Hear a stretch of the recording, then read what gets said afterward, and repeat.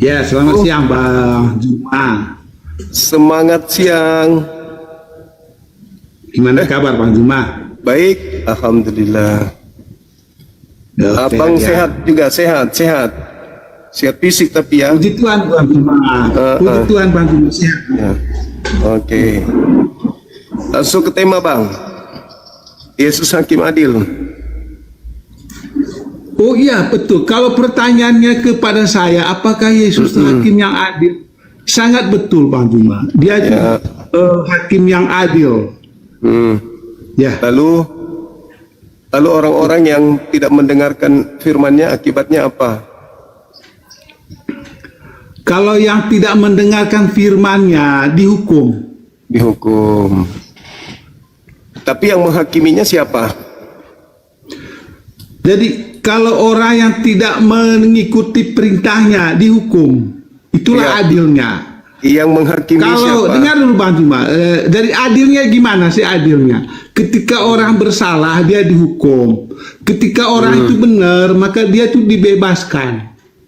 Ya, itulah adilnya. Iya. Terus yang menjadi dasar penghakimannya apa? Ya, ini dasar perbuatannya toh, perbuatan Iya, orang. maksudnya ketika manusia dikumpulkan nanti setelah dibangkitkan kan dihakimi. Nah, dasar penghakiman Yesus apa? Dasarnya itu kan dia kan datang membawa kebenaran. Ini loh jalan ini. Dia bilang, ini loh jalan ini. Kamu ikut jalan ini. Tetapi Salesius, dengar dulu. Tapi Salesius Buka tidak mengikuti kameranya. jalan yang dia tunjuk itu. Iya, buka Ya kan? kamera. Itu. Iya, buka kameranya. Iya, saya buka kamera ya, Bang Jumai. Jadi Yesus memberitahu ke saya, Salesius. Oh, kapan itu? Ya toh, Salesius dia bilang.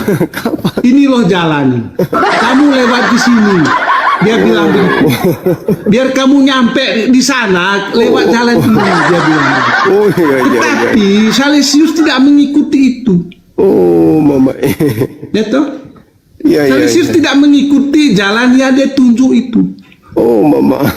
Akhirnya apa? Saya kan tersesat toh. Tunggu, siapa Bang. yang menyesatkan Tunggu, saya? Bang. Tunggu, Bang. Jadi saksi, Bang. Bismillahirrahmanirrahim. Yang menyesatkan saya siapa? Saya sendiri kan toh. Oh, iyalah. Iya toh. Karena apa? Yesus sudah memberitahu ini loh jalannya. Tetapi Salesius tidak mengikuti jalan itu. Oh, iya. Akhirnya Salesius tersesat. Oh, mama. Udah? Nah, pertanyaannya, yang menyesatkan Salesius siapa? Iya, Salesius sendiri sama Saya iblis. sendiri kan. Karena saya tidak mengikuti perintahnya dia. Pintar. Gitu loh. Udah? Itu satu Bang Juma. Yang kedua Bang Juma. Panjang. Yesus berkata begini. Dengar. Yang kedua begini Bang Juma. Yesus berkata begini. Salesius, jangan mencuri. Oh, mama. Ya toh, jangan mencuri. Itu Yesus berkata. Oh, di mana itu? Tapi Salesius tidak mendengar. Di mana Yesus Tidak katakan mau itu? mengikuti apa yang dikatakan Yesus. Jangan mencuri. Ya, di mana Yesus Artinya apa? katakan Karena- itu? Ya dengar dulu, karena saya tidak mengikuti perkataan Mama. Yesus, tidak boleh mencuri, akhirnya saya curi toh. Oh, Nah, ketika saya mencuri, lah ditangkaplah saya, masuk penjara lah saya. Iya, nanti ku Ya jenguk. toh? Iya. Nah, siapa yang memasukkan saya ke dalam penjara? Ya, kamu sendirilah. Kan saya sendiri toh. Iya Kan lah. sudah diberitahu, jangan mencuri. Yang mencuri. Ya toh. Ya toh. Kan begitu. Udah? Sudah Bang Juma, silakan. Oke. Nah, sekarang giliran saya nih. Yesus, apakah dia yang menjadi hakim? Apakah dia yang mau menjadi hakim? Iya. Iya. Iya, dia kan jadi hakim situ tuh. Tapi Yesus mengatakan bukan dia yang menjadi hakim. Siapa yang menjadi hakim? Allah, kata Yesus, Bapa. Ya. Allah, ya. Bukan Yesus. Kan nah, dia bilang gini toh, kan dia bilang gini, aku datang untuk menghakimi. Ya, yang datang siapa? Yesus, tapi bukan dia menjadi hakim. Nah, iya. kan dia datang pada hari penghakimannya, dia akan datang kedua kalinya. Nah, yang datang di situ siapa, Bang? Yesus. Yesus, berarti dia hakim. Terus dia mengatakan bukan dia yang menjadi hakimnya. Kan dia bilang begini, aku akan datang lagi untuk menjadi hakim bagi yang hidup maupun yang mati. Tapi dia yang pertanyaan saya, yang datang di situ siapa? Oke, Yesus. Yesus, berarti dia hakim toh? Baik. Materi penghakiman, lanjut. Materi penghakiman Yesus adalah ucapan-ucapan sebelum penyaliban atau ucapan-ucapan setelah penyaliban. Iya, dia beritahu kepada murid-murid itu kan itu sebelum dia naik ke surga, Bang. Iya, berarti pelajaran belum, itu kan belum sampai situ, belum. Jadi Yesus nanti menjadi hakim, materi penghakimannya adalah ucapan dia sebelum penyaliban atau ucapan dia setelah penyaliban. Yang datang kepada Paulus, yang datang kepada di Pulau Patmos. Apakah ucapan-ucapan itu yang akan menjadi dasar pijakan penghakiman atau ucapan dia yang dia ucapkan sebelum penyaliban? Jadi kalau Yesus yang berkata itu kan berarti dia itu mengucapkan itu sebelum dia wafat lah. Sebelum saat dia mengajar. Jadi saat dia mengajar. Ya. Jadi materi-materi penghakiman yang Yesus sampaikan nanti pada saat penghakiman adalah materi ucapan-ucapan dia yang dia ucapkan sebelum penyaliban, kan? Ya, betul, Bang. Nah, pintar Salesius ini ya. Mantap. Nah, ketika materi yang dia sajikan adalah materi sebelum penyaliban, Anda ditanya, siapa yang mengajarkan engkau untuk percaya kepada Paulus? Apa jawaban Anda?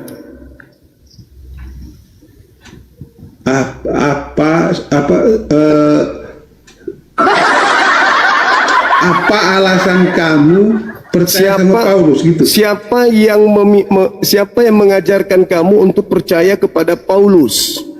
Apa jawaban saudara? Paulus itu kan murid Yesus, Bang Juli. Anda ditanya di penghakiman ini, siapa yang mengajarkan kamu percaya kepada Paulus? Ya, belum ada pertanyaan seperti itu, Bang. Karena saya kan belum mati, Bang Juma. Belum ada. Anda tadi sudah menjawab. Dengar dulu. Materi Yesus sebagai hakim adalah ajarannya sebelum penyaliban. Anda menjadi Kristen dengan materi-materi setelah penyaliban. Muncul pertanyaan pada saat Anda dihakimi, siapa yang mengajarkan Anda merasulkan Paulus? Jawaban Anda apa? Siapa yang meraculkan Paulus? Mengajarkan Anda, mengajar kepada saudara Salesius sehingga saudara Salesius menjadikan Paulus ini sebagai rasul. Siapa yang mengajarkan Anda? Siapa? Bukan saya yang menjadi rasul Paulus, Bang. Saya itu tidak punya hak untuk membuat Rasul Paulus menjadi rasul. Siapa yang mengajarkan Anda percaya kepada Paulus? Saya tidak percaya sama Paulus. Lah, terus kenapa Anda menjadi Kristen? Saya dengan Paulus tuh posisinya sama. Paulus yang mengajarkan Yesus itu Tuhan. Loh. Lalu yang mengajarkan menyembah Yesus siapa? Paulus itu kan pengikutnya Yesus. Saya ya pengikut Yesus. Ya, berarti Anda tidak percaya Paulus? Percaya, itu kan dia kan murid pilihan Yesus toh. Iya, saya ulang lagi. Berarti Anda tidak percaya Paulus. Loh, kata siapa tidak percaya?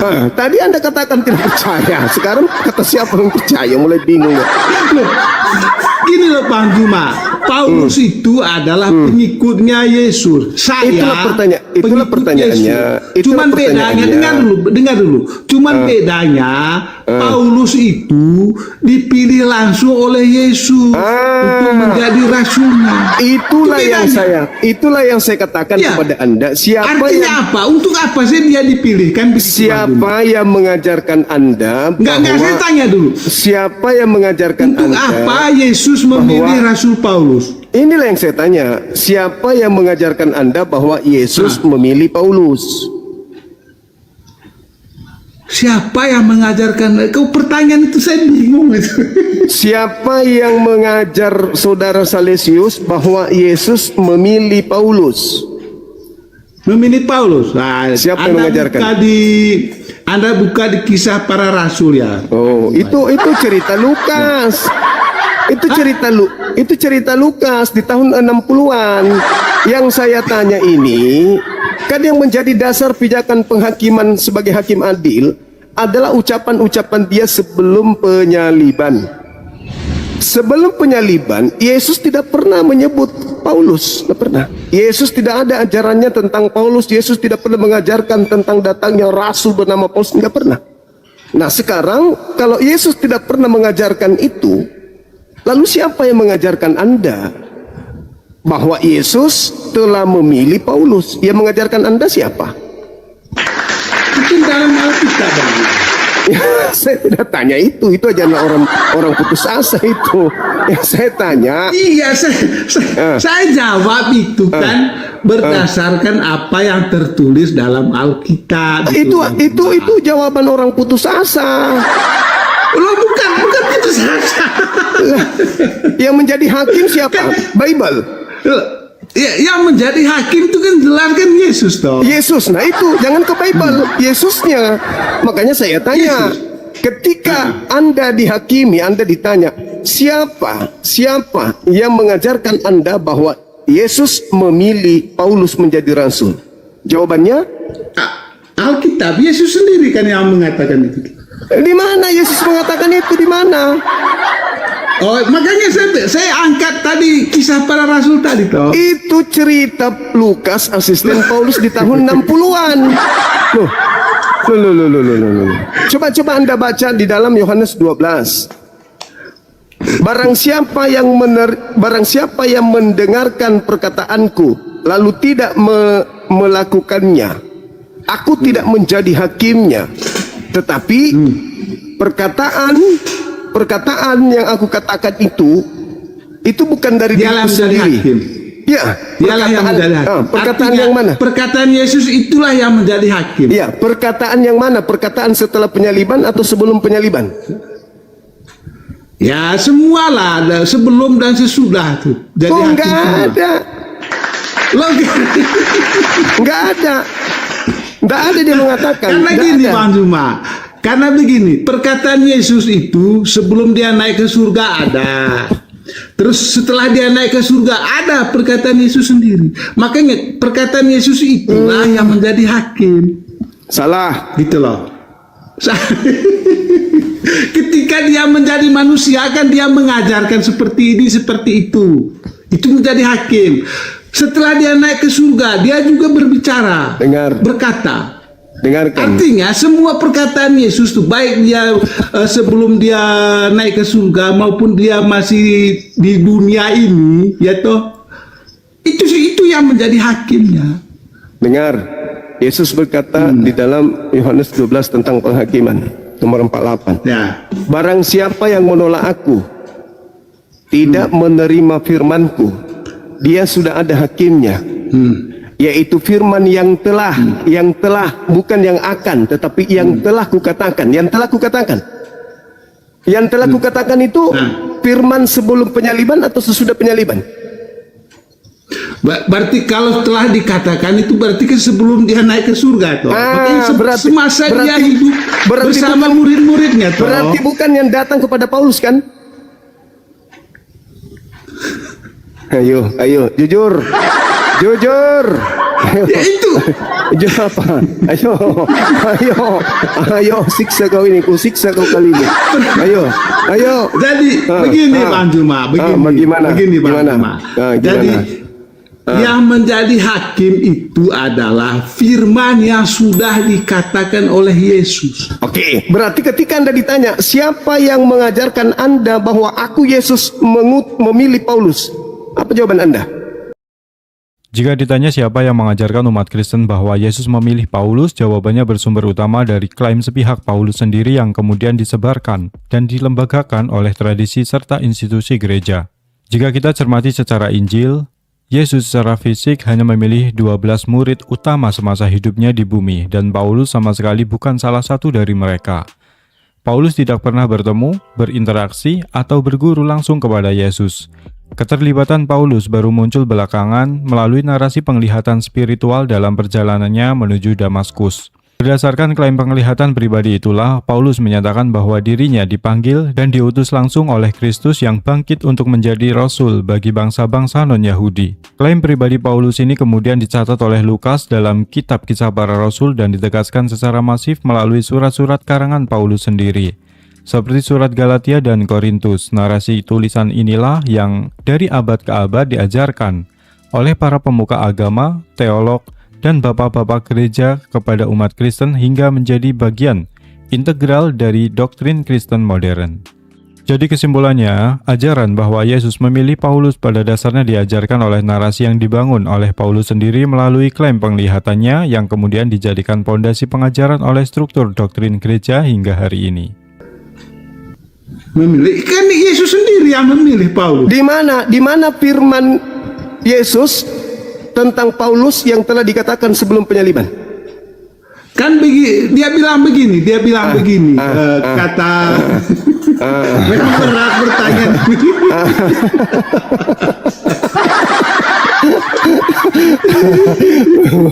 Oleng kapal teman. Jadi tentang hakim agung ini Bang Juma ya. Berarti kita lari ke Yesus memilih Paulus ya.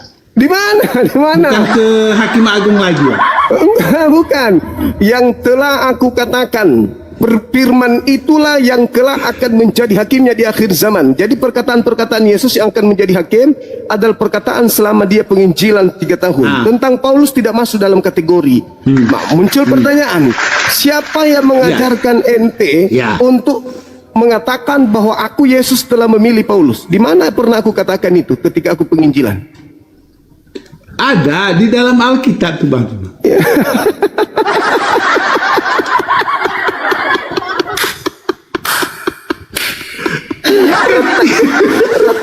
dalam Alkitab Bang Juma. Masa begitu jawabannya?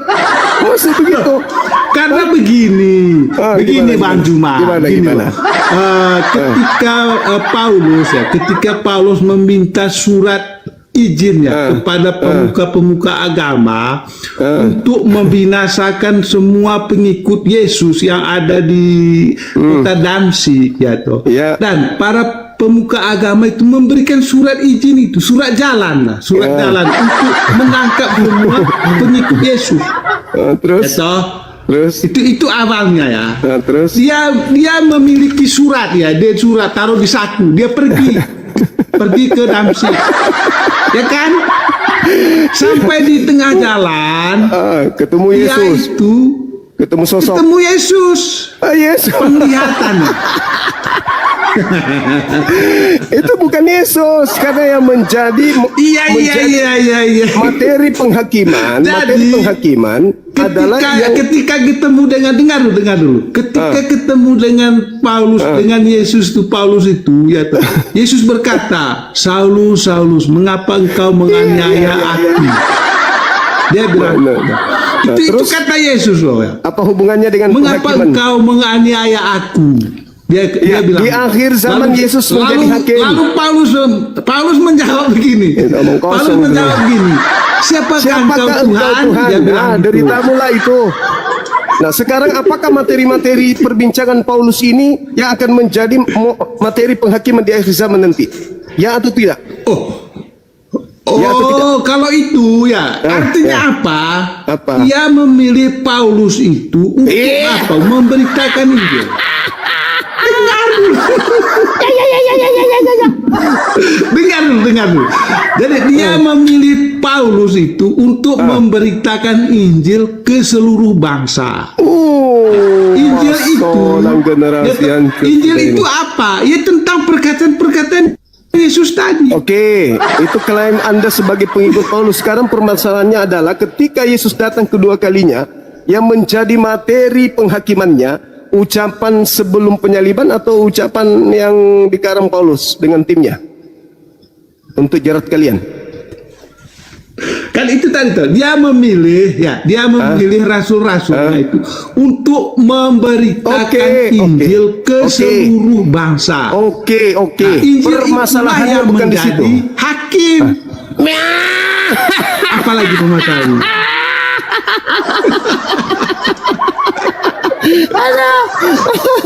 Apa masalah? Jangan jadi penyesat yang nyata di depan kita. Jadi uraian Enggak, Lukas, apa? Yang menjadi masalah apa? uraian Lukas yang menjadi tim Paulus dalam materi-materi kekristenan yang kalian jadikan modal utama menuhankan Yesus, mengatakan dia adalah menebus dosa segala macam, itu modal kalian. Sekarang permasalahannya adalah ketika Yesus datang kedua kalinya, yang menjadi materi penghakiman Yesus itu adalah firman yang telah ia sampaikan sebelum penyaliban. Materi itu nanti kelak yang menjadi materi penghakiman. Permasalahannya bukan di situ. Ini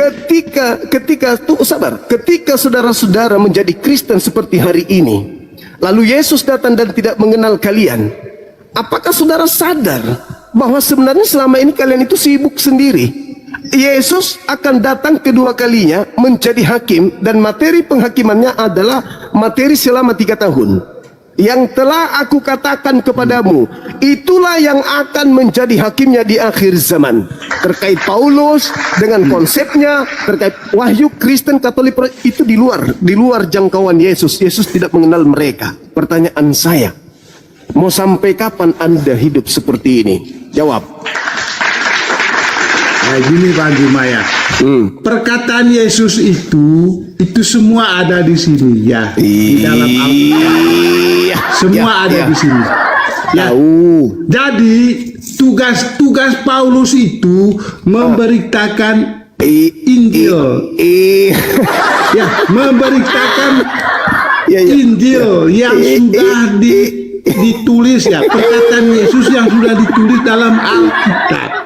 Maka inilah yang menjadi hakim. Oh mamai, yang menjadi hakim. Ini yang menjadi hakim. Ini perkataan Yesus ini yang telah diucapkan sebelum bertemu Paulus atau yang akan bertemu Paulus. Ini bukan hanya Paulus, Bang Jumaya, bukan hanya Paulus ya. Jadi perkataan Yesus itu yang Bang Juma sampaikan tadi itu sudah ada di sini semua. Ya, Jangan dicampur adukan perkataannya. Yesus sebagai hakim adil. Yesus sebagai hakim adil. Ya, di sini Ya, oke. Anggaplah itu. Dia yang ada dalam Alkitab yang akan menjadi hakim yang adil. Oke. Nah, sekarang materi itu apakah ada di antaranya tentang Yesus mengutus Paulus, memilih Paulus menjadi rasul? Ada enggak? Ada di dalam Alkitab, ada. Nah, itu Yesus ucapkan kapan?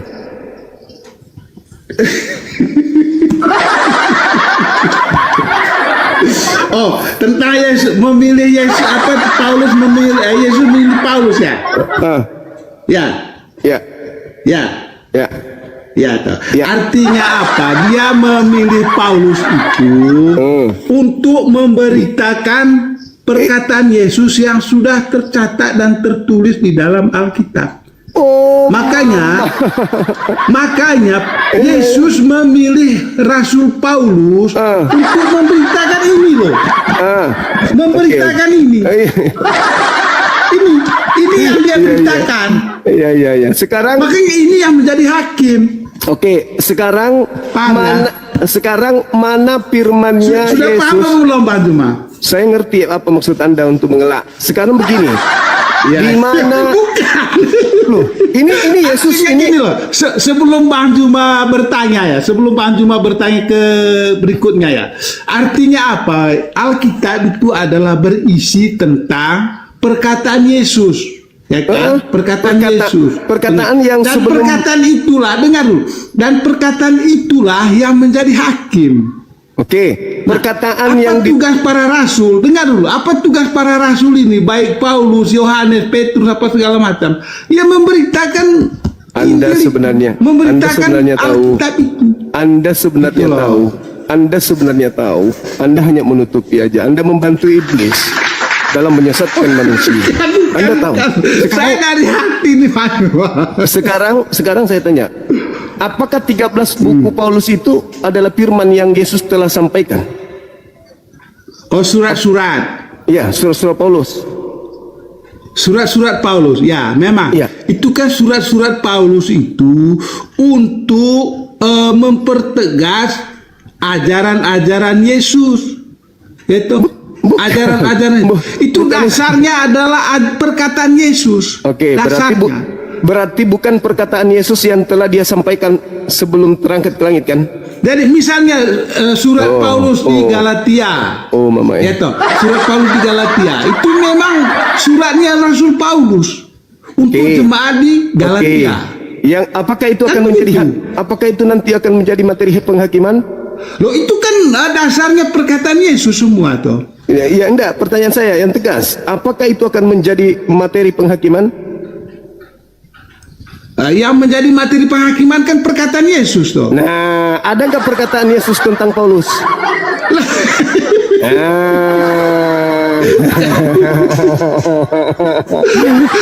Apa ada perkataan Yesus? Tentang Paulus. Nah, gimana? Contohnya apa aja, Bang? Ya, contohnya ketika Paulus mengatakan, aku dari Rasul Paulus yang telah dipilih Yesus Kristus. Aku menerima Injil bukan dari manusia tetapi dari Yesus Kristus. Apakah Yesus pernah memberitakan itu sebelum dia terangkat ke langit? Ya, jadi gini, Bang Bima. Tunggu, pernah atau tidak pernah? Pernah atau tidak pernah?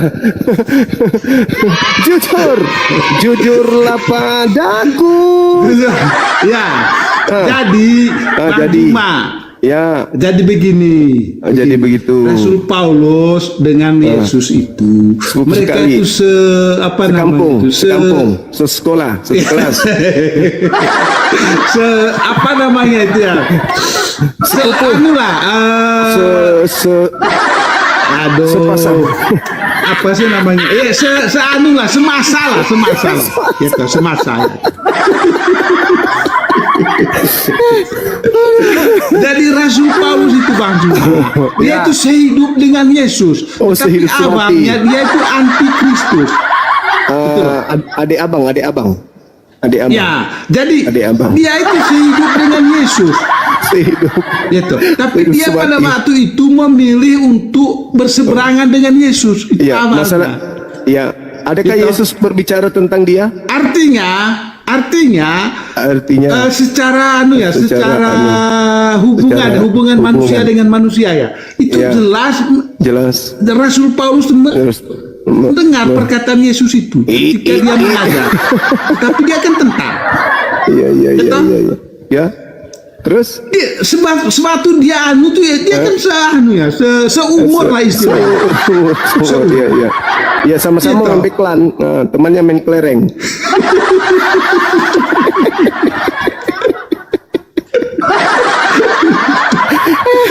Jadi ketika Yesus memberitakan Injil ke seluruh tanah Yudea, Paulus tuh tahu Bang Juma. Yesusnya tahu nggak? Tetapi dia tidak mengikuti itu. Oh, iya. Itu makanya setelah bahkan ketika Yesus disalibkan, itu Paulus juga ikut di situ. Oh, mama Iya. Karena dia itu orang Farisi. Sebagai pengamanan atau apa dia? Loh, ya saya tidak tahu ya, tidak tertulis tidak tertulis di Alkitab dia sebagai satpam atau apa enggak. Jadi yang jelas dia mengetahui tentang penyaliban itu. Oh mama Dia mengetahui tentang apa itu? Pilatus menjatuhkan hukuman mati kepada Yesus. Dia mama tahu. Terus. Karena mereka itu seumur lah. Begitu. Ketika Yesus sudah naik ke surga, Yesus itu dia mau datang kepada dia itu untuk apa? Menyelamatkan dia. Menyelamatkan Paulus ini dari kegelapan. Oh mama Itulah Bang Gema. Oh kodong. Jadi akhirnya dia pilih Rasul Paulus itu menjadi pewarta Injil. Begitu Bang Gema. Jadi kenapa? Dengar dulu. Apa ajaran Paulus yang orang Kristen ikuti sekarang? Itu adalah tentang pertobatan sejati. Karena apa? Pada mulanya dia adalah antikristus. Setelah dia menemukan jalan yang lurus, menemukan kebenaran, menemukan terang, akhirnya dia balik. Balik arah. Iya. Akhirnya dia diselamatkan. Iya. Begitu Bang Juma. Terus makanya ketika teman-teman orang Farisi, temannya Paulus itu mendengar bahwa Paulus sudah mengikut Yesus, itu teman-temannya ngamuk. Iya. Ngamuk dia Ngamuk. Terus setelah orangnya kamu ini kurang ajar, dia bilang. Dulu kamu tuh anti Kristus, sekarang kau jadi pengikut Kristus. Iya. Ngamuk kan mereka tuh. Nah itu buktinya bahwa memang Paulus ini orang yang memang benar-benar bertobat. Kodong. Mantap. Itulah ajaran yang teladan yang diberikan Rasul Paulus kepada seluruh umat manusia. Jika kita memeriksa seluruh teks Injil sebelum peristiwa Yesus terangkat ke langit, tidak ada satupun perkataan Yesus yang menyebutkan atau merujuk kepada nama Paulus. Secara historis dan tekstual, selama masa pelayanannya di bumi hingga peristiwa kenaikannya, Yesus hanya berinteraksi dan mengutus 12 murid utamanya. Nama Paulus yang dulunya dikenal sebagai Saulus dari Tarsus sama sekali tidak pernah masuk dalam daftar murid, tidak pernah disebutkan dalam khotbah Yesus, dan tidak pernah dicatat oleh para penulis Injil sebagai seseorang yang pernah bertemu langsung dengan Yesus secara fisik semasa hidupnya. Satu-satunya dasar klaim bahwa Yesus berbicara atau memilih Paulus baru muncul setelah kenaikan Yesus, yaitu melalui narasi penglihatan spiritual Paulus di jalan menuju Damaskus, seperti yang dicatat kemudian dalam kitab Kisah Para Rasul. Oleh karena itu, dalam literatur Injil sebelum Yesus terangkat ke langit, sama sekali tidak ada klaim maupun ucapan langsung dari mulut Yesus tentang Paulus. Pengakuan atas Paulus sebagai Rasul murni berdasar pada klaim pengalaman. Orang Kristen. Iya. Jadi dari Paulus. Teladan apa? Teladan pertobatan. Keren sekali. Mantap kan? Iya mantap. Terus pada masa penghakiman datanglah Yesus bertanya kepada semua orang Kristen di dunia. Siapa yang mengajarkan kalian bahwa aku telah memilih Paulus menjadi rasul kalian? Jawaban orang Kristen apa? Yesus sendiri. Saya jawab, Yesus sendiri. Tuhan sendiri yang memilih. Oke. Di mana pernah saya bercerita tentang Paulus? Ketika perjalanan menuju Damaskus.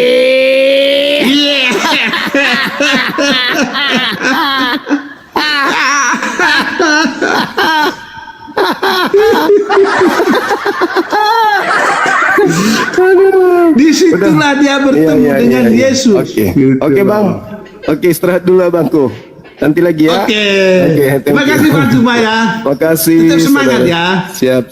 Ya. Saya turunkan. Semoga Roh Kudus bekerja di dalam hatimu. Terima kasih Bang Juma ya. Iya makasih. Semoga seperti. Iya semoga.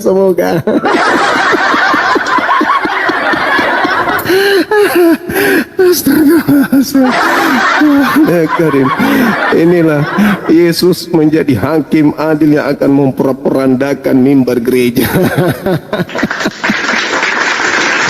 Allahu Akbar, Masya Allah. Masolang generasi. Ada lagi yang lain teman-teman yang mungkin memahami Bible, jangan yang tidak memahami. Kalau tidak memahami itu dia ngaco. Nah ini salah satu contoh kalau mau eksis tidak skakmat. Nih salah satu contoh. Temanya bicara apa, terus diarahkan tetap tidak akan mau diarahkan, tetap saja dia dengan polanya sendiri. Gangguan temanya apa, Zuma? gangguan psikomotorik, gangguan sebelah kirinya halus. Yesus hakim adil. Benar. Dia Ya, sebagai Allah. Tuh cobalah. Nah, coba dia kan. Iya, langsung kan? sebagai Allah. Makanya dia hakim yang adil. Oke. Materi penghakimannya, ucapan-ucapannya sebelum penyaliban atau yang setelah penyaliban? Itu kan bila dia datang kembali. Tengoklah kawan kan, nak nyambung toh, nak nyambung dia. Iya. Macam Materi penghakimannya adalah firman yang telah ia sampaikan sebelum disalib atau setelah disalib.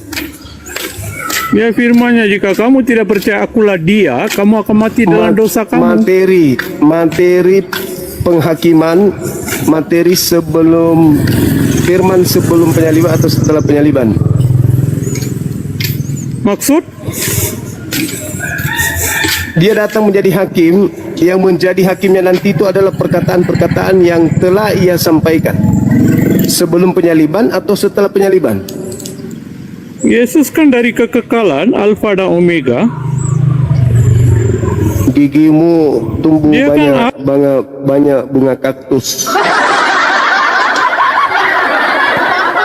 Tuh, yang begini ini tidak bisa kita diskusi, tidak bisa, karena antara lemak B2 dengan darah guguk itu sudah menyatu dengan otak, jadi tidak bisa lagi kita ajak diskusi. Ya mau seperti apapun, dia seperti yang diterangkan Al-Quran.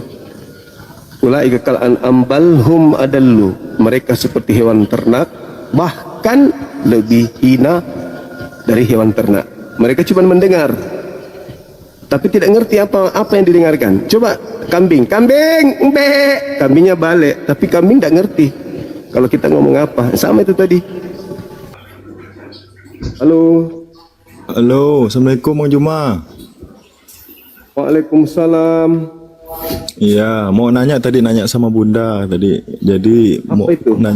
nanya tentang ajaran yang menyebarkan untuk domba-domba yang hilang tuh, Bang Juma. Itu apakah memang ajarannya dari Yesus, yang keluar dari mulut Yesus, atau memang itu dari Paulus, ya kan? Terus kedua, saya mau nanyakan masalah ini, apakah kristenisasi itu ada politik khusus yang disebarkan Paulus kah, sehingga bisa menyebar ke seluruh dunia gitu, Bang Juma? Iya, baik, pertanyaan yang sangat menarik. Memang ada Nabi Isa alaihi salam membuat pertanyaan di tengah-tengah kaumnya. Man ansari ilallah? Siapakah di antara kalian yang akan menolong ajaran yang aku bawa dari Allah? Nahnu ansarullah. Jadi Nabi Isa itu di kalangan muridnya ada yang menyerahkan diri untuk menjadi penolong agama. Lalu Nabi Isa menyeru, ya Bani Israel, inni rasulullahi ilaikum. Wahai Bani Israel, aku ini adalah utusan Tuhanmu untuk kalian. Nah, Bani Israel itu bukan cuma yang ada di Yerusalem sana. Bani Israel itu menyebar kemana-mana. Maka kepada mereka lah Bani Israel ini Nabi Isa alaihissalam diutus.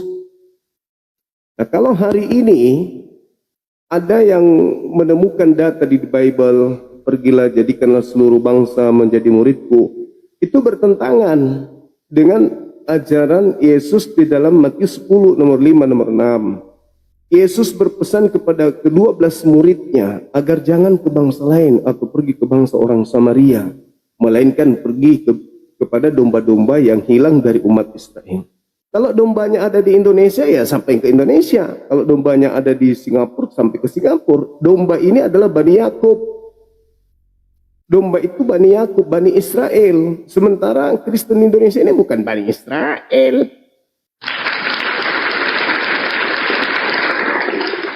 Nah, apakah kemudian ada syarat terkait dengan politika atau ekonomi? Bisa jadi kan?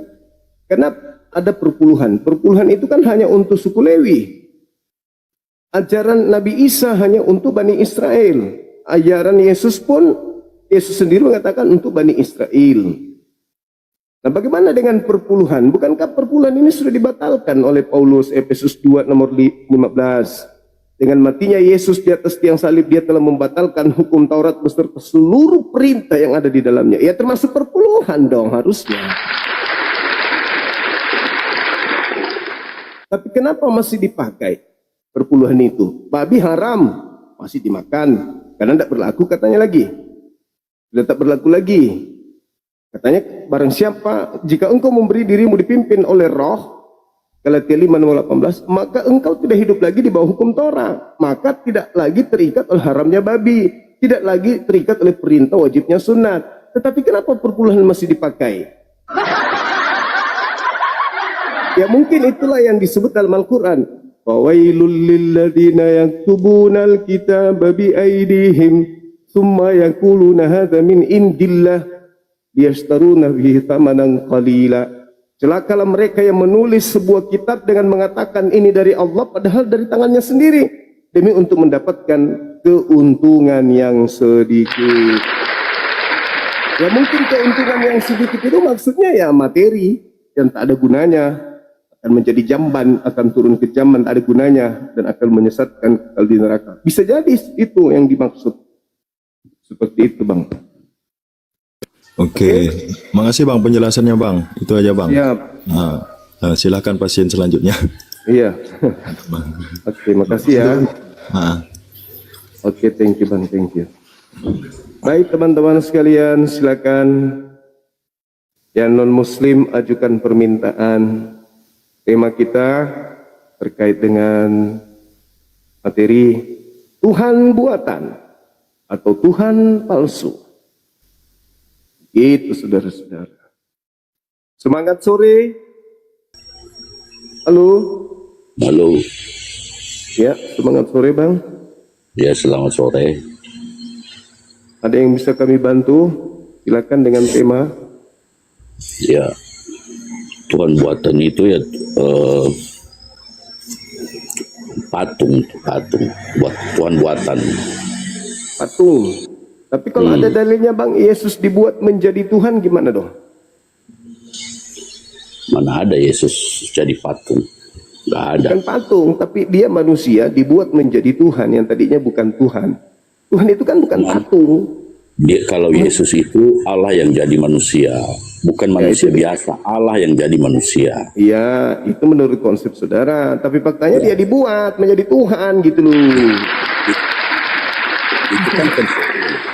Itu kan konsepmu. Konsepmu Konsep gitu. saya. Itu bukan konsep saya. Ayo buka kamera dulu Bang. Buka kameranya dulu. Nggak perlu buka kamera. Kita diskusi aja biasa aja. Masalahnya gimana teman-teman? Dipertahankan atau kita istirahat? Saya melihat Abang kita ini larinya masih kurang tentang Kristen. Makanya saya jelasin kalau mau tahu. kita turunkan atau gimana? Dia tidak mau buka kamera? Jangan takutlah. Kau takut kau. Diturunkan atau gimana teman-teman? Saya ingin meluruskan pikiranmu. Aku meluruskan itu buka kamera dong.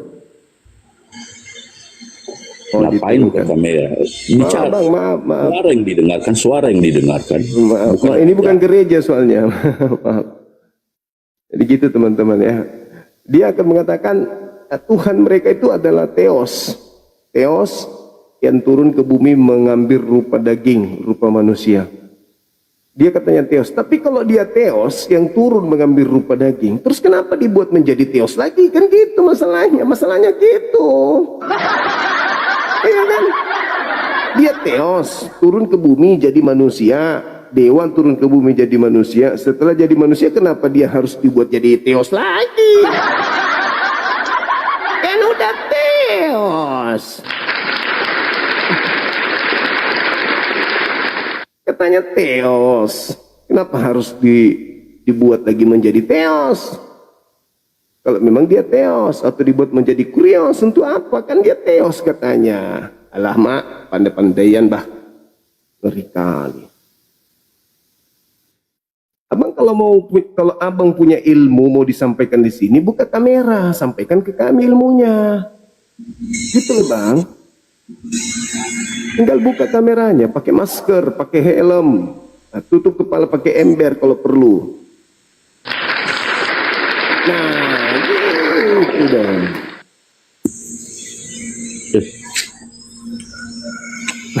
Ikutan dia. Jadi gimana?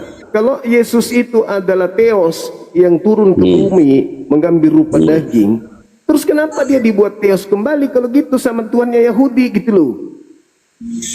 Siapa yang buat jadi Tuhan, jadinya Tuhan kembali? Nah itu Pemahamanmu yang begitu. sampai R2 nomor 36, seluruh Israel harus tahu Ya, terus? bahwa Elohim atau Theos telah membuat Yesus yang kau salibkan itu menjadi Tuhan. Terus? Tuhannya Yahudi membuat Tuhannya Kristen menjadi Tuhan, gimana itu? Yang sebelumnya tidak mengaku Tuhan menjadikan Tuhan, itu maksudnya itu. Oh tidak dong, orang Yahudi sudah sudah tahu. Saya yang menjelaskan sama kau, makanya dengarkan, bukan berdebat. Orang Yahudi sudah tahu bahwa mereka punya Tuhan. Kau kan mendengar penjelasan, bukan berdebat. Ya, Saya silakan. kalau berdebat tidak perlu, karena kau tidak tahu Kristen. Ya, Saya menjelaskan. Silakan, oke. Makanya dikatakan menjadi Tuhan karena dia itu waktu ke dunia masih belum ada orang-orang yang belum tahu bahwa dia Tuhan. Kenapa Jadi dia dibuat? kepada orang-orang yang belum mengenal dia sebagai Tuhan Allah. Kenapa dibuat menjadi Tuhan? Kenapa? Iya. Jadi kan sebelumnya kan dia tidak dikenal bahwa dia itu Tuhan. Ya, terus kenapa dibuat menjadi Tuhan kalau memang dia Tuhan? Yang belum mengenalnya. Jadi ditegaskan bahwa dia itu adalah Tuhan. Seperti kau inilah. Dikenal atau tidak dikenal sebagai Tuhan, Tuhan itu tetap Tuhan. Kenapa dibuat?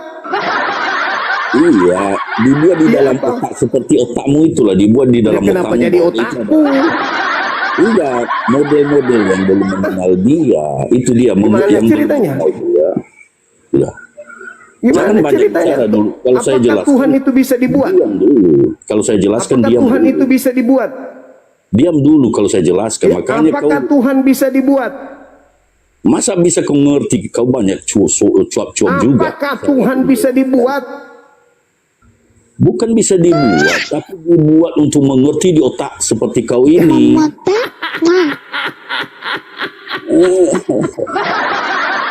Yesus itu dibuat. Benar, Seluruh Bu. orang Israel Tahu. harus tahu bahwa Iya. Tuhan telah membuat Yesus yang kau salib itu menjadi Tuhan. Saya baca ayatnya. Gimana?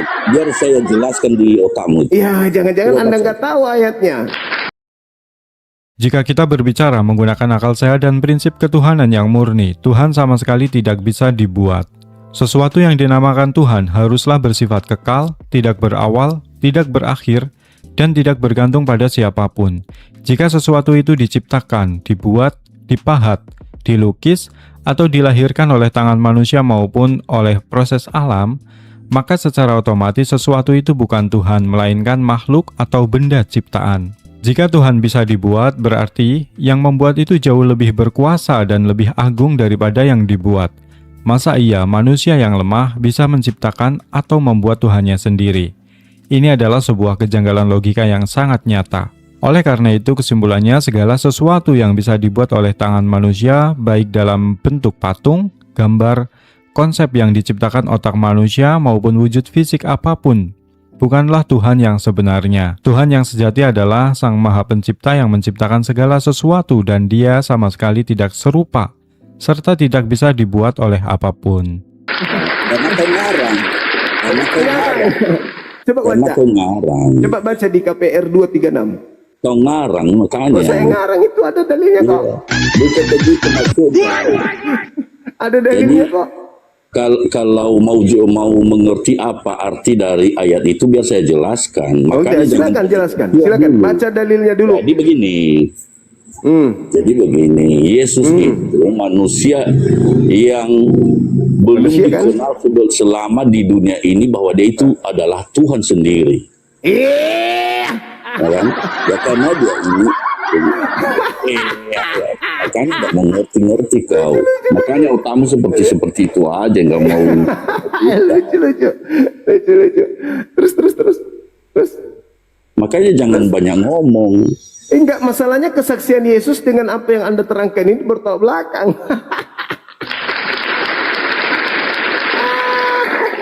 Kau mengerti kalau banyak cuap-cuapmu. Silakan. Coba ngarang lagi. Gimana ceritanya? Tuhannya Yahudi membuat Makanya kalau saya jelas, Yesus, dengar. Tuhannya Yahudi membuat Yesus yang manusia itu menjadi Tuhan. Nah, silakan. Yesus itu adalah Allah yang menjadikan dirinya manusia. Tapi Terus kenapa sewaktu dibuat itu, lagi Tuhan kalau gitu? kok Bang, nggak mau dengar juga penjelasannya. Makanya Kan Anda sudah menjelaskan, makanya saya tanggapi. Yesus itu adalah Theos yang membuat dirinya menjadi manusia. Terus kenapa dibuat lagi menjadi Theos kalau begitu? karena banyak manusia yang masih belum mengenal dia sebagai Tuhan. Seperti kau itulah tidak mengakuinya. Kan? Kalau dia Tuhan, dikenal tidak dikenal, kenapa harus dibuat menjadi Tuhan? Bukan dibuat seperti patung dia, dibuat dalam pikiranmu mengenal dia. Iya. Coba dibaca dalilnya dulu. Jadi di dalam otakmu, dalam otak-otak manusia Dibaca dalilnya dulu. Baca dalil. Makanya dengarkan kalau dijelaskan. Ya, Jangan dibaca seperti dalil. ini. Jangan kau menjelaskan. Tidak ada kapasitasmu menjelaskan. Kau hanya membodohi dirimu sendiri. Kamu baca Jadi dalilnya dulu. Baca dalilnya. Memangnya apa kau makanya tidak mau mendengar penjelasan? Bukan. Saya tidak mau mendengarkan penjelasanmu yang Ya ada akal-akalan. Baca dalilnya dulu. Baca Kalau tidak mau mendengar penjelasan ya udah. Untuk Ya, apa baca kau dalilnya buka dulu. komal? Apa yang kau jelaskan? Kau buka komal ini untuk mendengar penjelasan. Kamu tidak menjelaskan, kau mengaburkan. Bedakan menjelaskan dengan mengaburkan. Kamu mengaburkan. Banyak coba Dengarkan. Seluruh orang Israel harus tahu dengan pasti bahwa Theos telah membuat Yesus yang kau salibkan itu menjadi Tuhan. Theos itu siapa? Theos. Terus. Ya, Theos itu siapa? Karena kau tidak mendengar penjelasannya terus saja. Nah, Theos itu adalah Tuhannya Yahudi. Terus. Lalu kemudian Tuhannya Yahudi membuat anak Maria menjadi Theos juga. Untuk siapa? Untuk orang jahat. Itu kan pikiran itu kan. Nah, sekarang anda uraikan coba. Tuhannya Yahudi membuat Yesus menjadi apa? Mau dijelaskan banyak cuapmu. Tidak mau dijelaskan. Udah buntu, udah menangis. Itu kan. Udah buntu. Untuk apa? Kau kan tidak mau mendengar penjelasan. Kau banyaknya coba. Tuhannya Yahudi berdasarkan KPR 236, Tuhannya Yahudi membuat Yesus yang mati dengan jalan kutub itu menjadi Tuhan untuk orang jahat. Biar saya jelaskan. Yesus itu sewaktu dia di dunia ini masih banyak orang yang masih belum mengenalnya dia sebagai Tuhan. Nah, untuk itu makanya dibuat pengertian dan dijelaskan kepada orang-orang yang belum mengerti seperti kau ini bahwa dia itu adalah Tuhan. Siapa yang membuatnya? Itulah murid-muridnya atau yang sudah diajarinya, yang sudah mengenalnya dia sebagai Allah. Siapa yang membuatnya? Siapa yang membuatnya menjadi Tuhan? Apa membuatnya mau menjadi Tuhan? Itulah. Jadi sepertinya kau tidak mendengar penjelasan saya. Kau tidak mau dengar penjelasan saya. Terus Justru penjelasanmu itulah yang aku tanggapi. Siapa yang membuat Yesus menjadi Tuhan? jadi menurut kau tanggapanmu penjelasan saya apa intinya? Intinya kamu ingin menggiring menyembah kepada makhluk kuburan yang bernama Yesus itu. Nah, itu kan jadi kamu sudah sedeng, berarti udah lain. Kamu ingin mengajarkan bahwa Berarti- Tuhan yang dilantik oleh Tuhannya Yahudi menjadi sembahan bagi orang jahat itu Tuhan yang betul. Berarti waktu tak waktu sekolah kau ini bodoh kali. Bodoh. Itu fakta. Penjelasan pun tidak Sekarang saya kepahami. tanya, yang Tidak membuat kepahami. Yesus, dengar, yang membuat Yesus menjadi Tuhan itu siapa? Para pengikutnya menjelaskan kepada yang masih belum mengenalnya. Itulah makanya dibuat dalam Aku bacakan dalilnya. Aku bacakan dalilnya. Dengar. Giliran kau dengarkan saya. kau kira seperti buatan KPR, batu. dengar. KPR 236. Dengarkan dalilnya. Seluruh orang Israel harus tahu dengan pasti bahwa Theos telah membuat Yesus yang kau salibkan itu menjadi Tuhan. Pertanyaan saya, siapa Theos ini yang membuat Yesus yang disalib ini menjadi Tuhan? Siapa Theos itu? Mana ada Theos di situ? Kau ngarang-ngarang aja, ngarang-ngarang kau, ngarang. Mana ada Theos di situ? Ngarang kau kan? Oke, saya tunjukkan ya. Salat dulu. Oke, saya dibilang ngarang teman-teman. Kita buka dalil, kita tunjukkan. Nah, inilah kalau Kristen, terlanjur Kristen, dia tidak paham kalau dirinya digiring menyembah kepada Pokoknya lah bukan kepada batu, itu aja. Aku tunjukkan dalilnya bosku, jangan emosi dulu bosku. Hanya saya berkewajiban menjelaskan kamu. Diam. Siapa yang pantas menjelaskan saya atau Anda? Lihat ini. Nih putar kamera. Lihat gurumu kalau menjelaskan, bicara pakai dalil kita. Bukan hanya kebencian. Nih dengarkan. Kalau guru menjelaskan, tuh dengar. Ini guru, namanya guru nih. Kisah KPR 236 nih. Nih ya, dengarkan ya anak-anak ya. Ajarin supaya kau paham. Tunggu. Apa dulu? Nih, lihat matamu ke papan tulis. Jadi seluruh kaum Israel harus tahu dengan pasti bahwa ini Allah ini kan. Nah, telah menjadikan Yesus yang kamu salibkan itu menjadi Tuhan, yang besar dan Kristus. Nah, ini Allah. Lihat Allah di sini. Ini ada tulisan Allah di sini. Tuh, kita klik. Apa itu? Theos tuh. Kau masih mau bertanya? Siapa yang bilang Theos? Masih kau? Jadi, iya. Theos itu kan Allah kan? Theos itu kan Allah. Theos itu kan Allah kan? Berarti iya. Apa lagi? Apa yang kau tanya?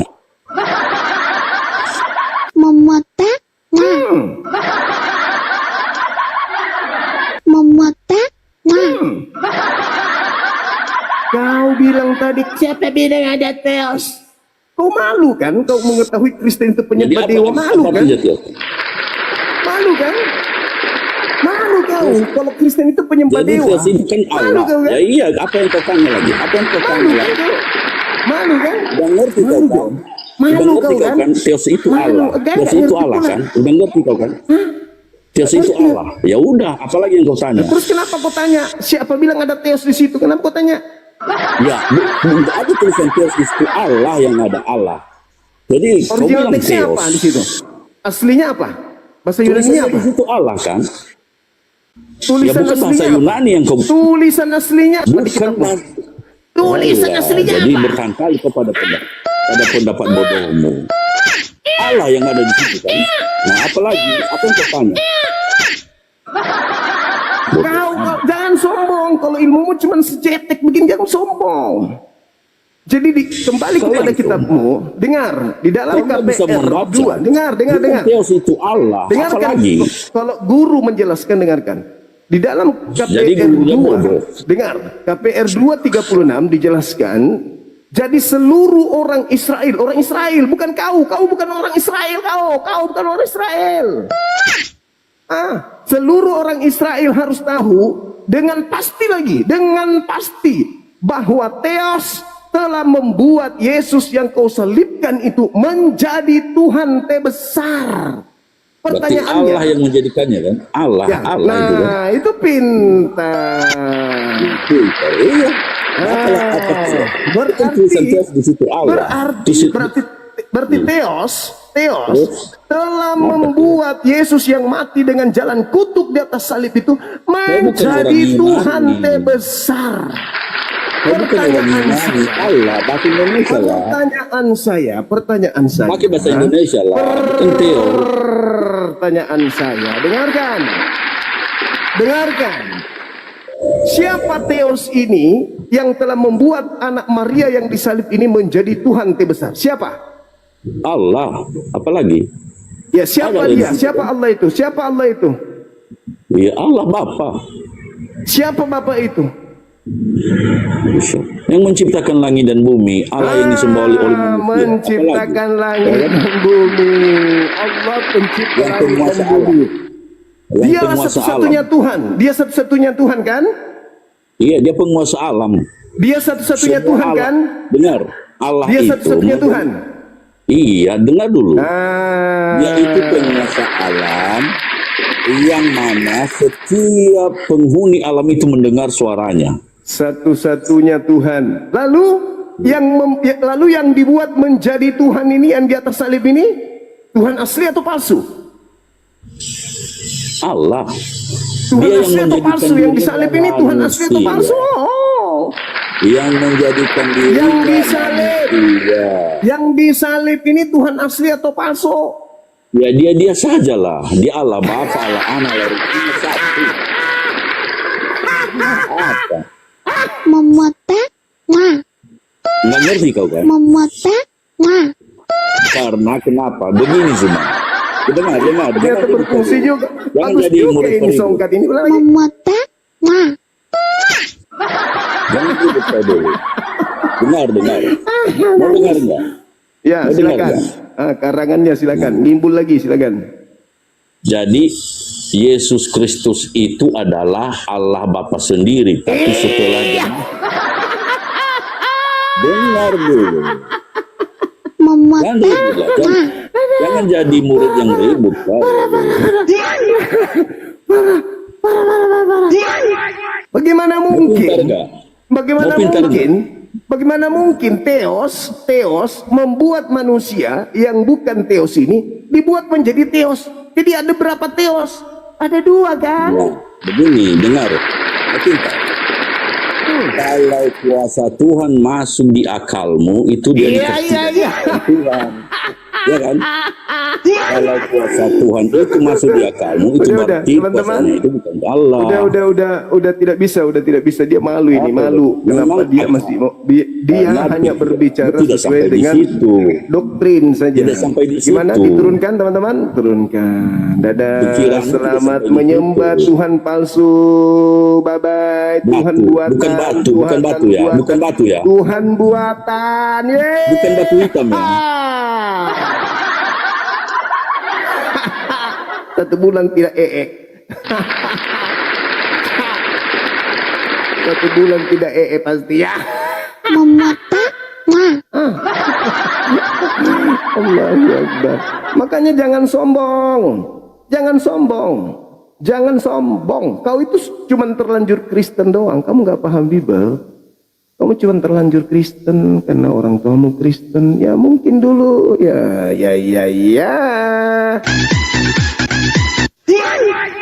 Ada dandukan juga di sini teman-teman. Kadang bikin kaget. Halo, selamat sore. Selamat sore Bang Sore. Juma. Halo, jumpa lagi Bang kita. Juma, Yuk, Ipuput. hari ini saya mau tanya lagi. Apa itu?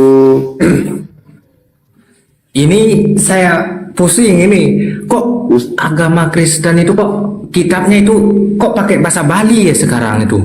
Ada. Bikin saya pusing itu. Jadi Ada. Yesus juga bahasa Bali mungkin pada saat itu mungkin Yesus bahasa Bali itu.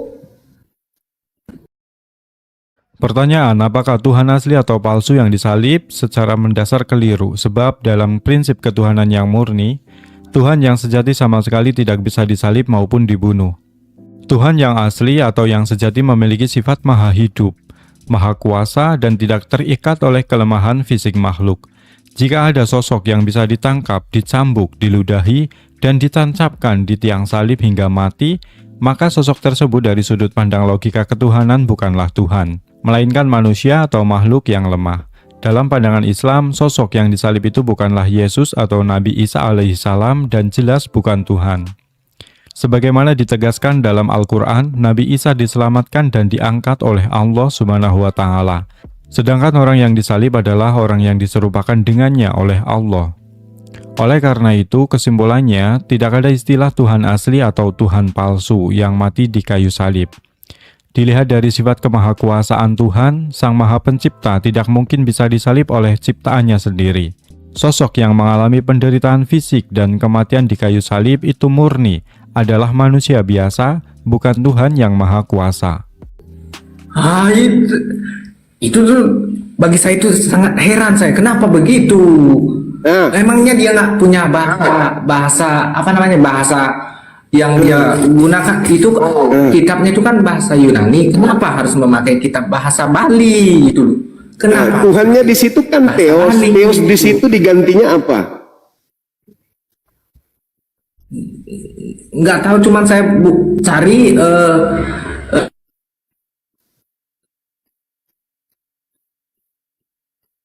Jaringan saya ya. Jaringan saya teman-teman. Jaringan saya ya.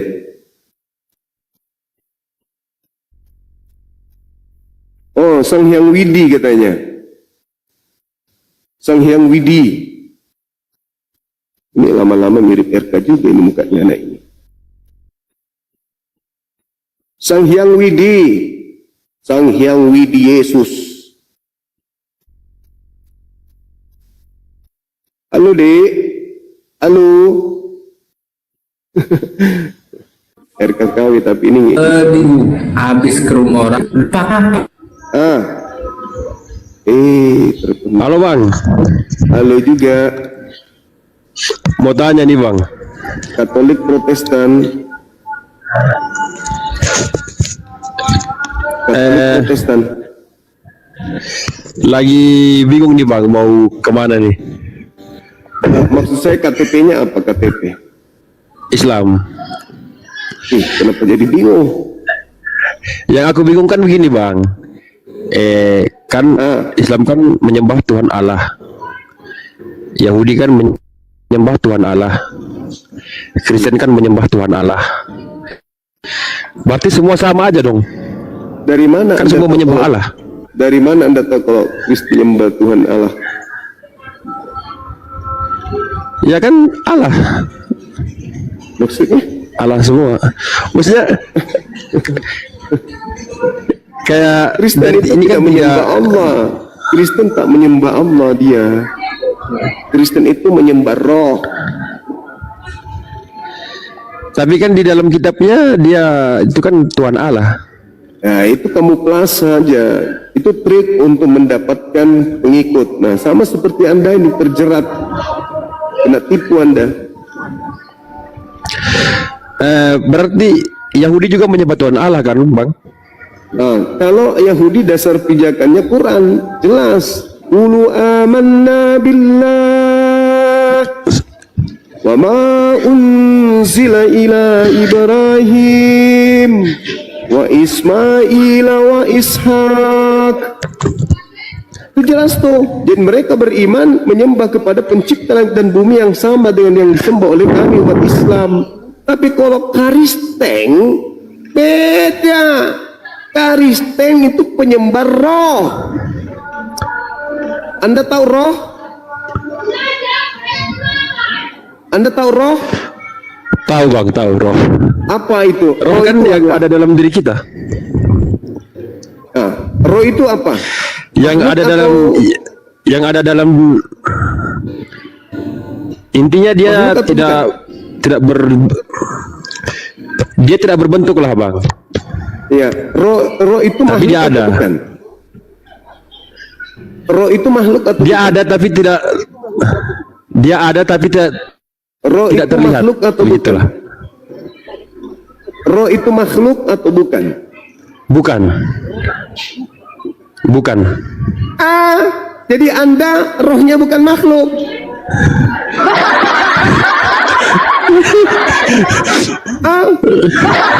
Iya, dia kan tidak berbentuk bang. Dia kan tidak terlihat. Anda bukan Islam. Anda bukan Islam. Tidak ada orang Islam memahami kalau roh itu bukan makhluk. Gak usah nyamar-nyamar, nah. Katolik atau Protestan? Saya Islam bang. Jujur aja bang, jujur apa? Gak mungkin Islam mengakui kalau roh itu bukan makhluk. Ya kan kita berpikir secara logika, bicara secara logika atau bang ini. Roh itu makhluk kok, logika pula yang kau bawa. Logikanya di mana? Roh itu makhluk. Tapi kan jelas bang di dalam kitabnya kan dia kan menyembah Tuhan Allah kan. Oh salah. Jadi- jangan itu cuman bahasa aslinya Theos itu dewa. Masuk ke Indonesia baru menggunakan kata Allah. Dia Theos itu Indonesianya dewa.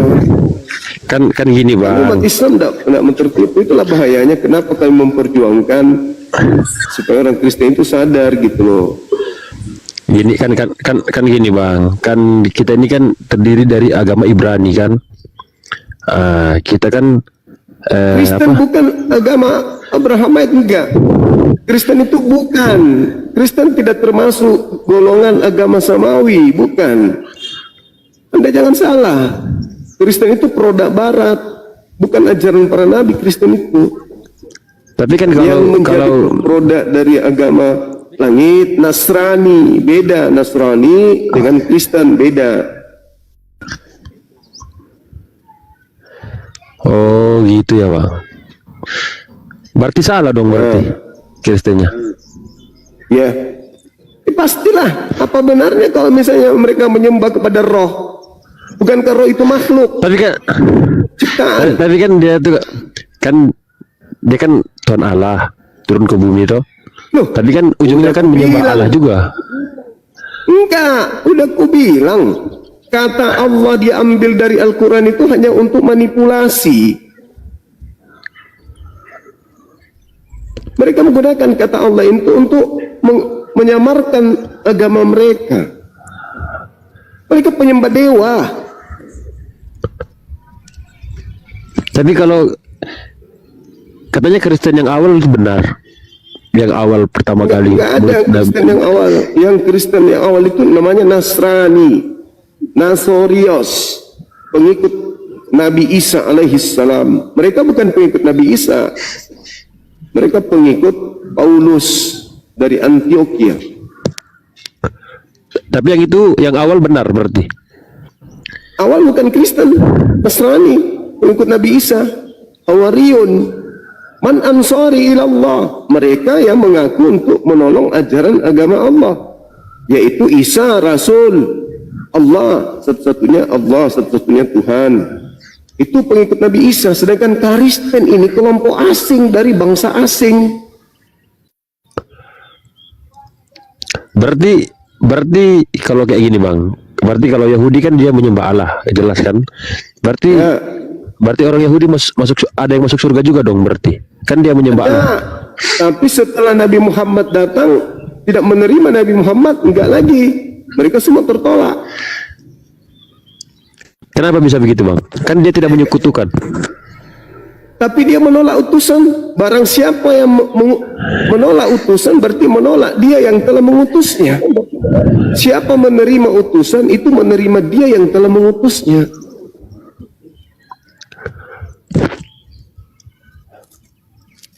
Apa bukti kalau Anda Muslim? Apa bukti kalau Anda Islam? Saya Islam, Bang. Ya kan cuman kucing pun bisa ngaku Islam, burung beo saya bisa. Aku Islam, aku Islam, aku Islam. Tapi cuman Ya, aku Islam kan karena aku menyembah Allah. Maksudnya?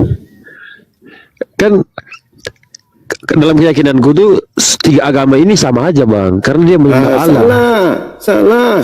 Berapa kali saya harus katakan Kristen tidak menyembah Allah? Berapa kali harus saya bilang? Coba aku tanya dulu. Kalau kita wudhu itu, mana duluan dicuci? Tangan kan? Habis itu? Mulut, hidung, muka, Terus?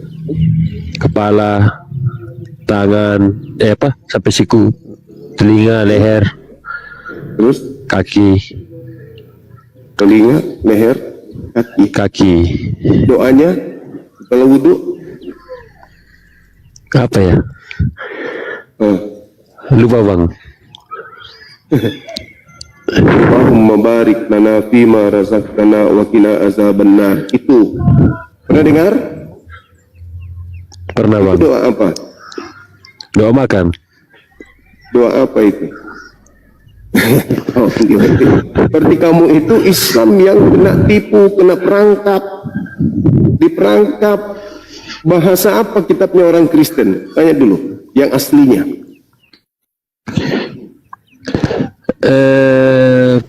Apa? Taurat. Bahasanya yang di perjanjian lama, perjanjian. kitabnya Yahudi itu yang mereka ambil. Sekarang perjanjian kitab mereka Paulus punya.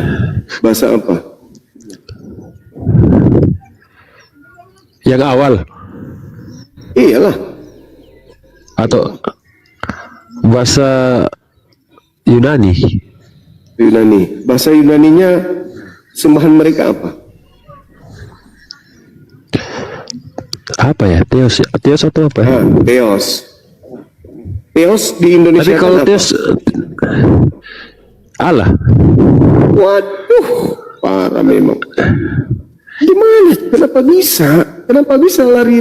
Kenapa menyebut? Memang menurut kamu Allah itu dewa?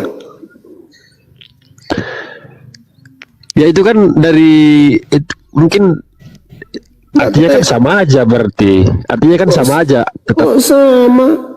Tanya dulu, Theos itu Allah itu dewa atau bukan?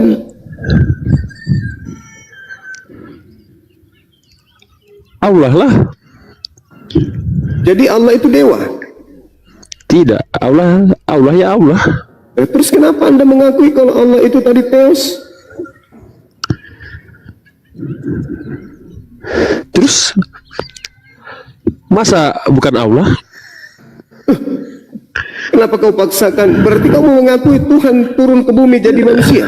Allah turun ke bumi jadi manusia gitu. Saya tidak akui itu. Saya cuma akui satu menyembah Allah. Itu saja. Lah, yang mereka katakan Allah itu kan yang turun ke bumi jadi manusia. Mati dibunuh manusia. Wah, kena perangkap. Ya itu kok. Itu kan kalau keyakinan mereka tuh. Itu kan kalau keyakinan mereka tuh, Bang tuh. Tapi kan kalau keyakinan kita kan, kenapa Anda terlibat dalam keyakinan mereka? Anda mengiyakan, berarti Anda sudah keluar dari Islam itu. bukan mengiyakan, Bang. Tapi kayak Allah kan Maha Pengasih, Maha Penyayang kan. Ya selama kita menyembah Allah kan, selama kita mengingat Allah kan pasti Allah juga ini sama kita. Ya, masalahnya apakah Anda mengakui bahwa yang disembah di gereja itu adalah Allah? Tidak. Ya sudah, berarti Allah dengan Tuhan mereka itu beda. Kalau sampai kapan kamu mengakui bahwa yang disembah oleh orang Kristen itu adalah Allah yang disembah oleh umat Islam, Anda boleh disebut murtad.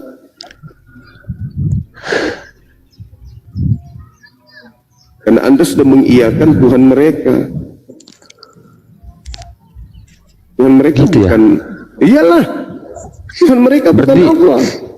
Berarti yang pemateri bilang biasa tuh berarti salah ya? Yang mana pemateri siapa? Kamu ikut kajian siapa? Misionari. Biasa sih kayak teman-teman yang kuliah gitu. Wah, memang mereka sudah masuk ke kampus-kampus itu. Misionaris sudah masuk ke kampus-kampus membagi-bagikan Bible dalam bahasa Arab supaya dianggap Injil. Mereka sudah masuk ke kampus memang untuk merusak organ otak mahasiswa Islam. Termasuk Anda ini korbannya. Bukan itu sih, mereka kayak lebih ke filsafat gitu. Ya memang begitu. Memang begitu. Mereka memang maksudnya ke filsafat karena agama mereka memang agama filsafat. Agama mereka itu agama himnoplatonios. Wah, bahaya ini. Coba kau syahadat lagi.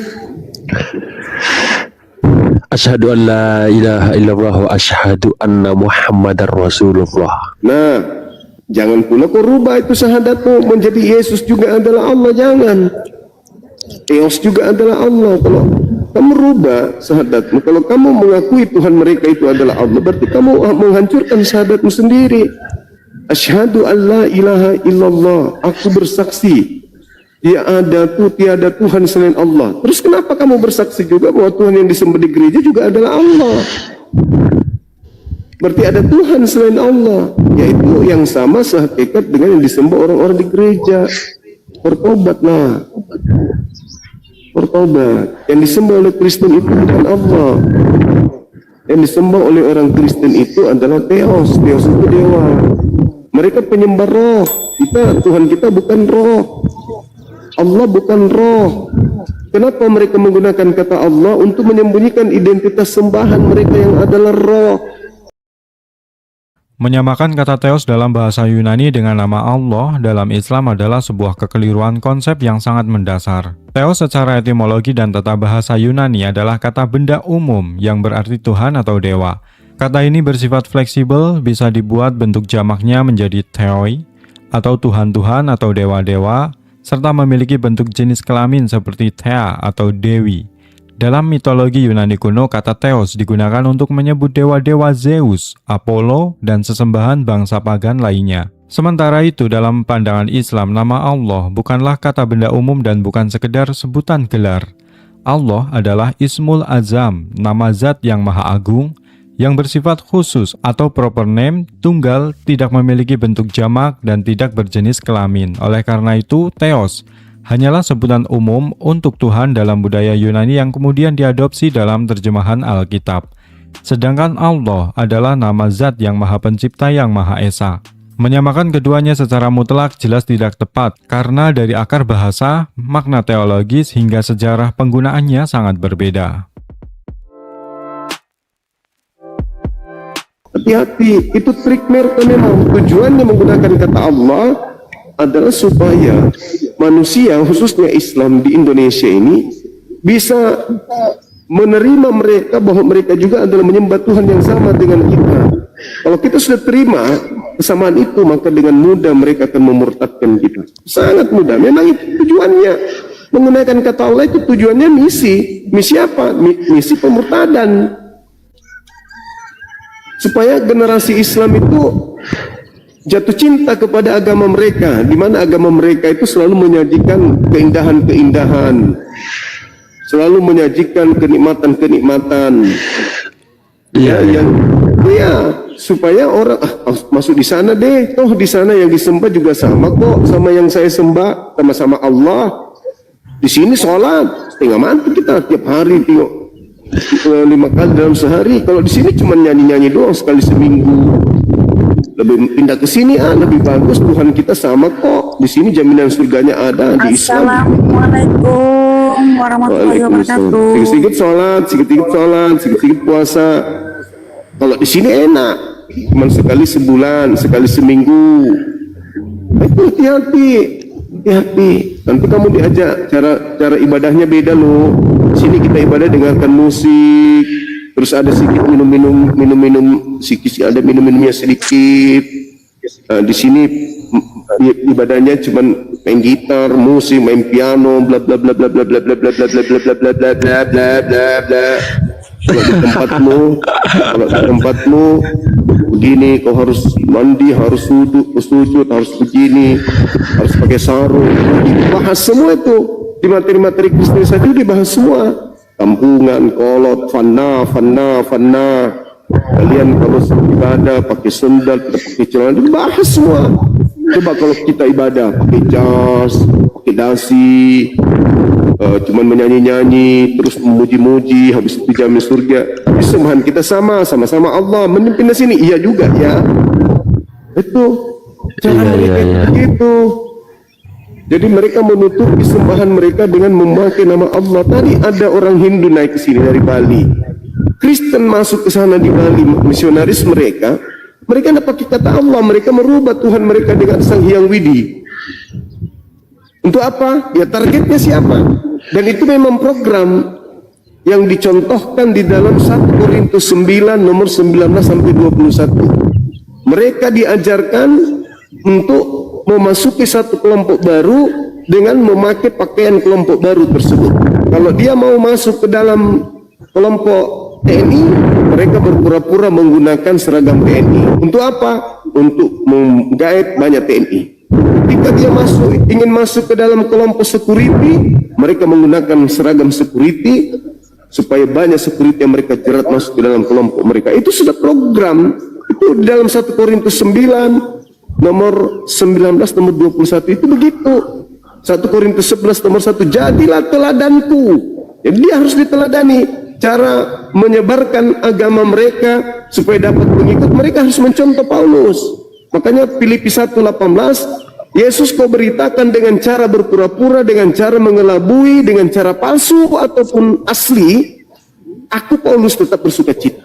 Nah coba, kita Islam itu ada nggak begitu? Berpura-pura jadi Kristen, berpura-pura mewarnai diri Islam supaya banyak orang Kristen. Enggak bisa, karena kita adalah hak, mereka batil. Mereka berpura-pura demi untuk mencari pengikut banyak. Mereka menyembah Allah enggak? Enggak. Mereka enggak mengakui Tuhan umat Islam.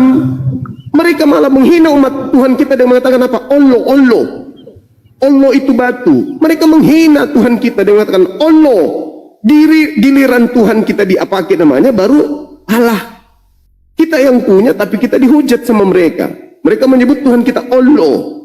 Tuhan kita Allah itu batu kata dia. Tapi untuk mengkristenkan orang Islam, mereka rela mengambil kata Allah itu untuk mereka pakai demi untuk menggait orang-orang Islam yang awam. Sama seperti Anda, inilah yang terjadi. Orang Kristen itu tanya coba, apakah kamu menyembah Tuhan yang umat Islam? Potong leher saya kalau dia mengatakan iya. Enggak. Tapi kenapa kau menggunakan nama Tuhanku? Oh itu bukan nama Tuhanmu, itu adalah gelar.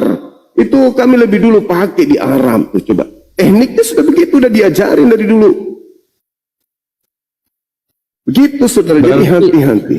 Jadi begini bang, berarti kayak filsafat ini salah berarti ya? Kayak kan mereka awalnya tuh kan masuknya enak, kayak bicara sesuai kayak apa ya, kayak filsafat Yunani lah, seperti. Iya betul. Terus jadi kan ujung-ujungnya berbicara lagi kayak kan panjang tuh namanya kita berteman tuh, jadi bicaranya agak panjang, tiba-tiba kan larinya ke situ kan, ke agama kan. Tuh ya sama aja. Itu trik mereka, memang saya paham betul. Tapi teknik mereka itu begitu.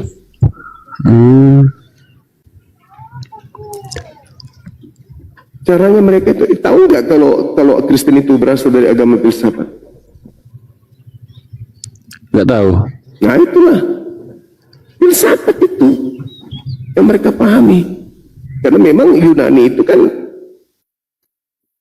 pusatnya filsafat. Begitu bung. Jadi hati-hati.